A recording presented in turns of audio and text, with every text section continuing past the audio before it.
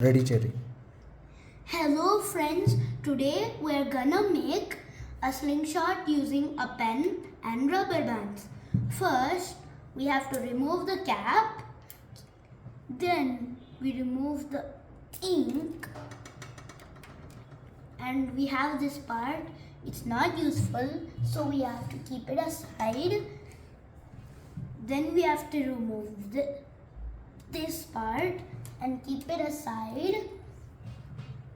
Then we take the cap, keep it here, and then hold the cap, then keep a rubber band through, hold the rubber band, and then pull it down, put 3 fingers, twist it, keep it back, then again we have to keep it down, keep 3 fingers, we have to repeat what we have done.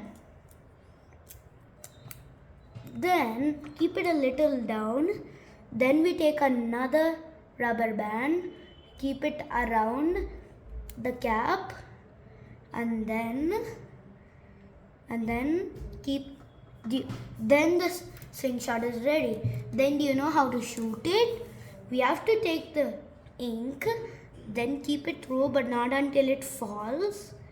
Then take this piece, pull it, and then keep it behind the thing, refill, pull it back, and then release. That's how to launch.